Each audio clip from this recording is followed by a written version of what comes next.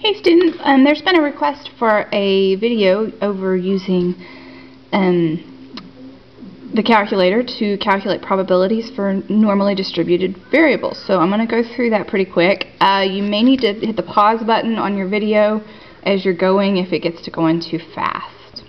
Okay, so we're starting with a standard normal distribution where the mean is 0 and the standard deviation is 1. And I know that because of the use of the letter z.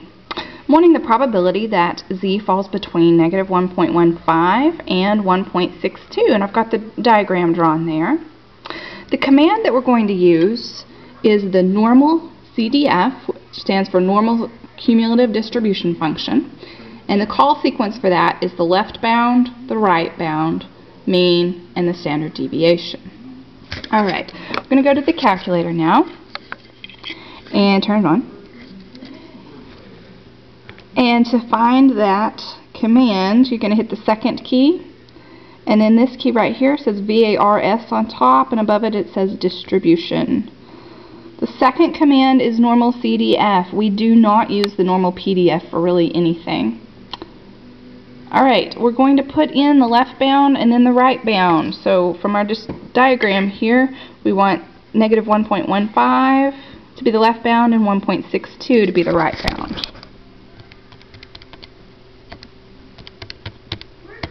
The mean is 0, standard deviation is 1 because it is a standard normal random variable.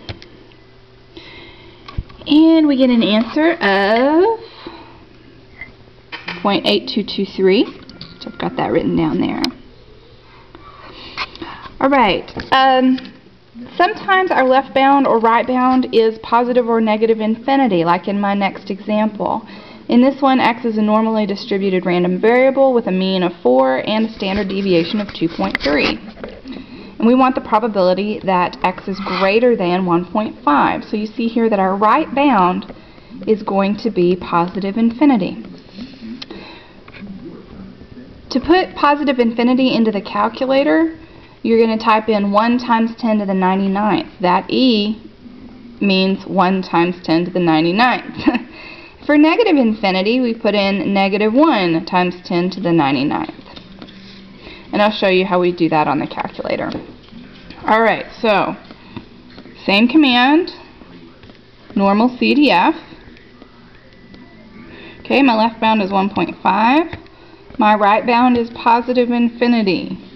So I put in 1, and then to get the times 10 to the, do the second and then the comma key. And then type in 99. Next is the mean of 4 and the standard deviation of 2.3. Okay, hit enter. And you get 0.8615, which I've got written right there. Okay, another command that is good to use on the calculator is the inverse norm command. And this is the command that when we are looking for the number so that a percentage of the data falls to one side or the other. Okay, an inverse norm finds the number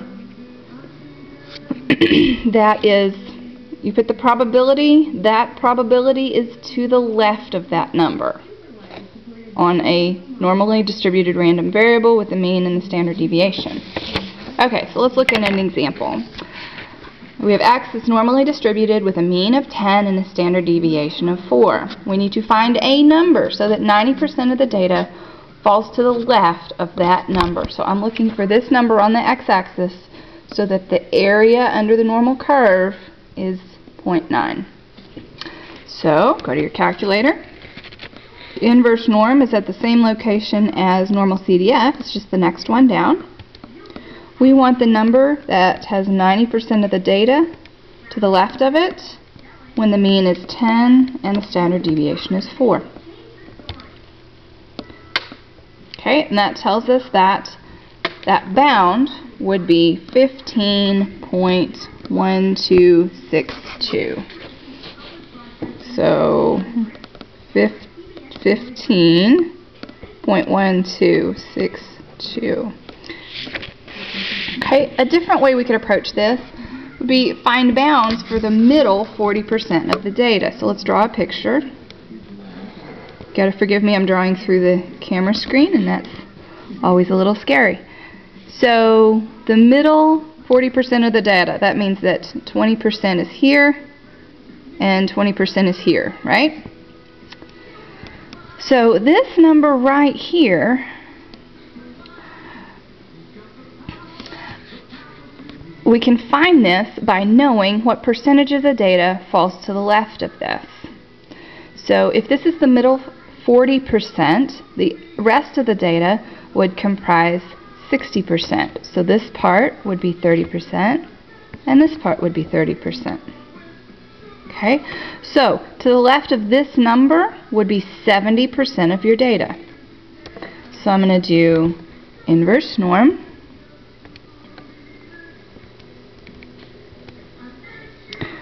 (70% of the data, mean of 10, standard deviation of 4. Okay, so that number would be 12.0976. Then this number would be the left bound for the middle 40% of the data. To the left of it is 30% of the data. So we want inverse norm. 30% of the data, mean of 10, standard deviation of 4. Okay, so that gives us an answer of 7.9024. So 40% of the data falls between 7.9024 and 12.0976. If you have any questions, let me know. Thanks.